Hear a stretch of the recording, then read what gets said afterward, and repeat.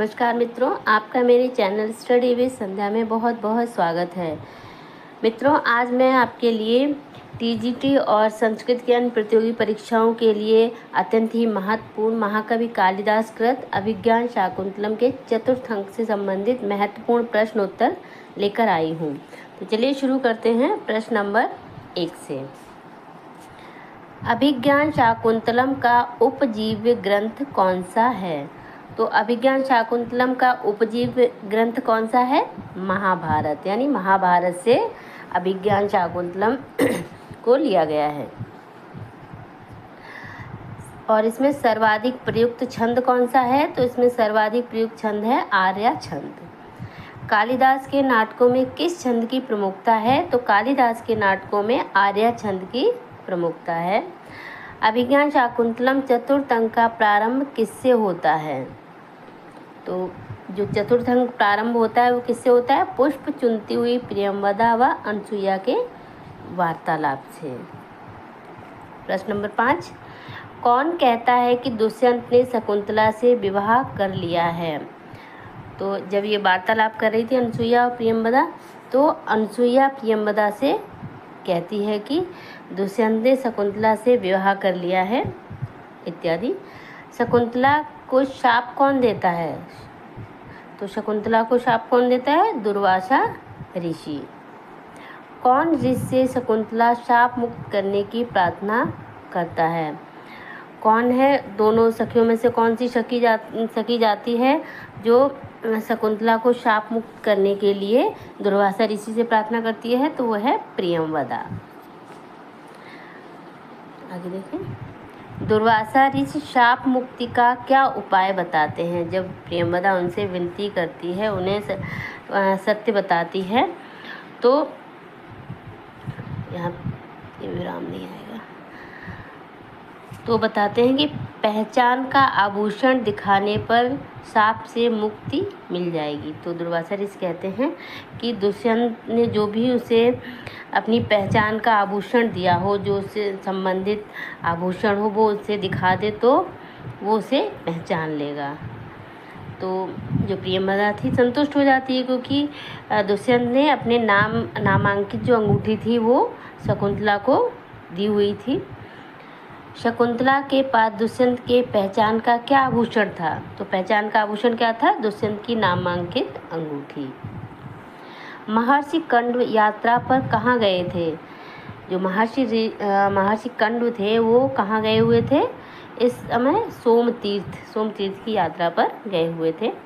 महर्षि कंडु को राजा दुष्यंत व शकुंतला के गांधर्व विवाह के विषय में कैसे ज्ञात हुआ? उन्हें कैसे पता चला कि शकुंतला और दुष्यंत ने गांधर्व विवाह कर लिया है? तो आकाशवाणी द्वारा आकाशवाणी हुई, जिसमें बताया गया कि दुष्यंत और शकुंतला का गांधर्व विवाह हो गया है और वो गर्भवती है। आगे देखें। शकुंतला को आभूषण, वस्त्र और महावर कौन प्रदान करता है? जब उसकी विदाई का समय होता है तो शकुंतला को आभूषण, वस्त्र और महावर कौन प्रदान करता है? वन वृक्ष। शकुंतला को पतिगृह जाने के लिए कौन सुसज्जित करता है? तो आभूषण, वस्त्र, महावर इत्यादि कौन लगाता है उसको? कौन पहनाता है? अनसुईया और प्रियंवदा। राजा दुष्यंत शकुंतला को क्यों भूल जाते हैं? राजा दुष्यंत शकुंतला को भूल जाते हैं क्योंकि दुर्वासा ऋषि के शाप के कारण। दुर्वासा ऋषि ने शाप दिया हुआ था शकुंतला को, इसलिए वो भूल जाते हैं। कंड ऋषि ने शकुंतला को क्या सलाह दी? तो कंड ऋषि ने शकुंतला को क्या सलाह दी? कि पति का आदर और धर्म का पालन करने की, कि वहाँ तुम अपने पति का आदर करना और अपना धर्म का पालन करना, अपने कर्तव्यों का पालन करना। शकुंतला की विदाई के समय प्रकृति की क्या प्रतिक्रिया थी? शकुंतला की जब विदाई हो रही थी, जो प्रकृति थी, तो उसकी क्या प्रतिक्रिया थी? वो कैसे व्यवहार कर रही थी? पेड़ पौधे और पशु पक्षी भी दुखी थे शकुंतला की विदाई से। राजा दुष्यंत का शकुंतला के प्रति क्या भाव था? जब शकुंतला राजा दुष्यंत के दरबार में गई तो दुष्यंत का क्या भाव था? शाप के कारण वे उसे भूल चुके थे। दुर्वासा ऋषि के शाप का क्या परिणाम हुआ? कि दुष्यंत शकुंतला को भूल गए। आगे देखें। कण्व ऋषि का चतुर्थ अंक में क्या कर्तव्य था? तो कण्व ऋषि थे, तो उन चतुर्थ अंक में उनका क्या कर्तव्य था? शकुंतला को विदा करना, शकुंतला को उसके पति के पास भेजना। शकुंतला कहाँ जा रही थी? शकुंतला अपने पति राजा दुष्यंत के पास जा रही थी। राजा दुष्यंत की क्या मनोस्थिति थी?